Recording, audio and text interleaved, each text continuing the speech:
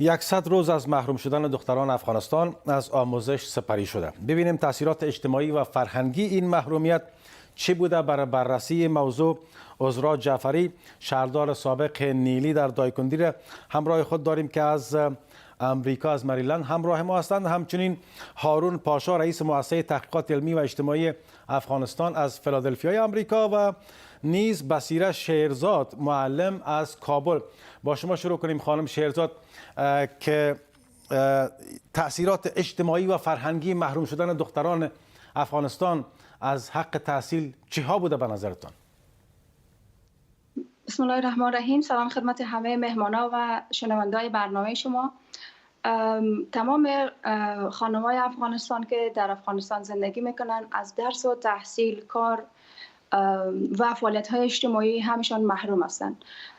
تمام اینا اجازه داده نمیشه که به مکاتب رفته درس‌های خود ادامه بدن و یا به کار و درس‌های دانشجوی خود ادامه بدن. همشان از درس و تحصیل، از کار خود محروم هستند. به نحوی بعضی ولایت‌ها شروع شدن ولی ولایت‌های زیادی است که خانم‌ها اصلا به درس‌های خود شروع نکردن و هنوز به مکاتب و پانتون‌ها و وظایفشان راه پیدا نکردن.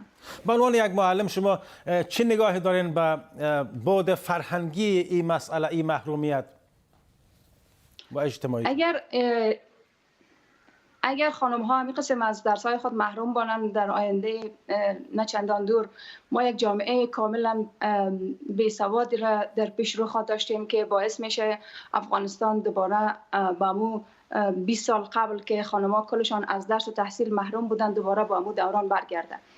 1 سال تحصیلشان اگر عقب بانه باعث عقب مانی 5 سال کمتر از کم اما 5 سال میشه که از درس و تحصیلشان باز بانه، چون انگیزه و شوق و علاقهشان نسبت به درس و تحصیل از بین میره و باعث میشه که دوباره اینا سخت‌تر به درس و تحصیل رجوع کنن. تشکر از شما. آقای پاشا، آیا محروم ساختن زنان و دختران از تحصیل برخواسته از فرهنگ افغانستان است؟ السلام علیکم. زه خپل سلامونه ټولو قدرمند اوریدونکو ته وړاندې کوم. خیر، دا خو اوس د طالبانو دا خبره ده چې زمونږ فرهنګ د تعلیم خلاف دی. یعنی موږ دا کوم تعلیم چې دا د افغانانو فرهنګ سره دا یو نه دی، دغه شی د فرهنګي نه دی. نه، دا خبره بالکل غلطه ده. مشکل دلته دی چې وخت چې یو نظام یا یو حکومت د بل پلاس کې یو خپلواک نه، نو دوی دغه بهانه پیدا کوي چې څنګه یو مملکت کغواړي، لکه منډیلا ویلي چې کغواړي تاسو یو مملکت د بین ویسي، نو بمونو ته ضرورت نشته دی. تاسو باید هغه تحصیل او تعلیم دغه باید تاسو ختم کړئ. نو زه چې څنګه فکر کوم دا کوم شی چې دوی وایي چې دا زمونږ فرهنګ دی، دا بالکل غلطه ده. تاسو خپل فکر وکړئ چې شاید د دې مشران به ځینې مشران به واړه لکه ماشومان وګورئ دي. زمونږ تاسو د اویا او د اتیا 1900 تاریخ وګورئ، 1960 تاریخ وګورئ چې زمونږ فرهنګ، زمونږ جنکان په هغه وخت کې محصلین وي، په هغه وخت کې درسونه ویل، مکتبونه لرل، ډاکټران هم لرل، اردو ملي هم لرل، په اردو کې دودو کارونه کوله. نو دا خبره بالکل غلطه ده.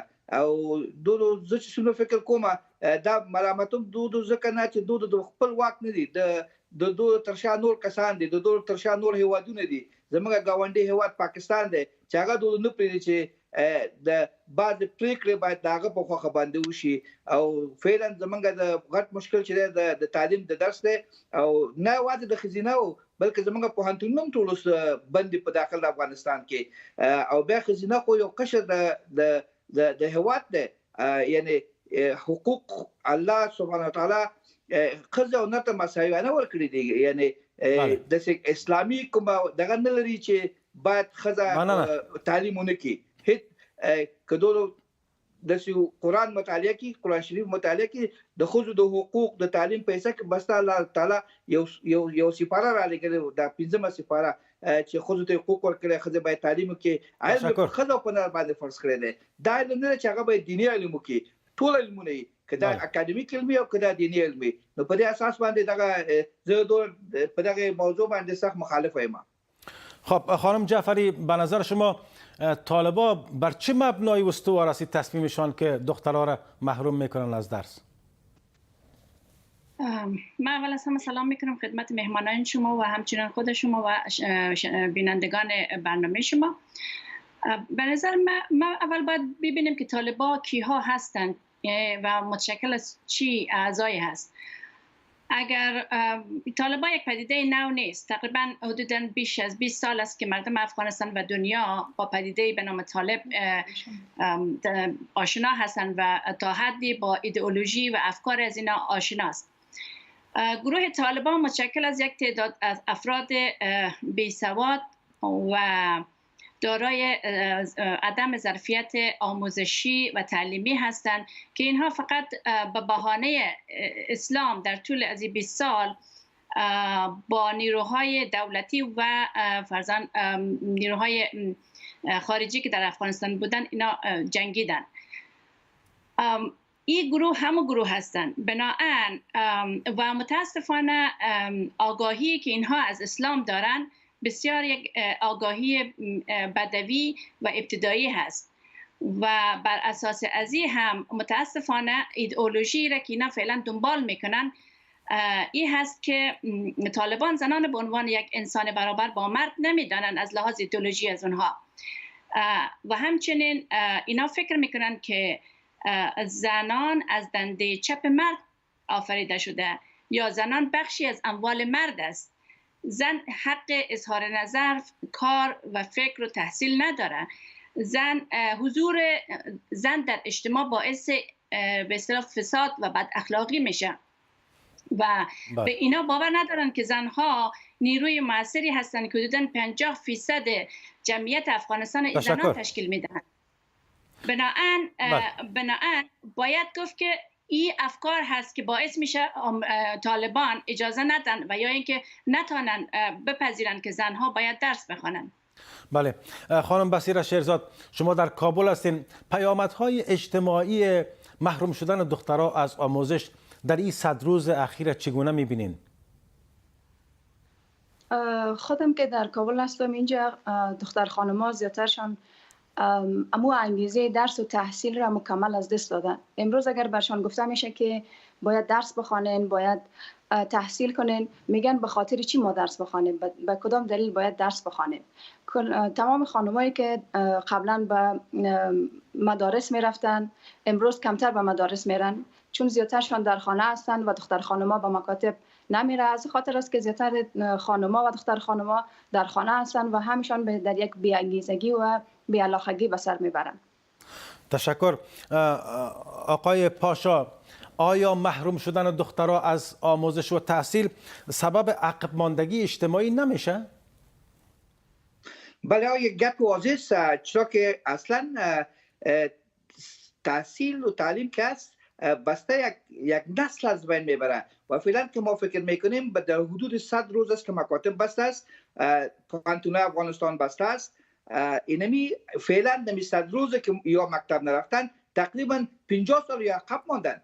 اصلا به هیچ قانون حیران ما بیخیم حیران هستم که چرا ملل متحد ممالک دیگه که امریکا از یا پشتیبانی میکنن چرا اقدام نمیکنن؟ بچی چرا سطح تعلیم افغانستان یا میخوان تبدیل بسازن؟ چرا میخوان که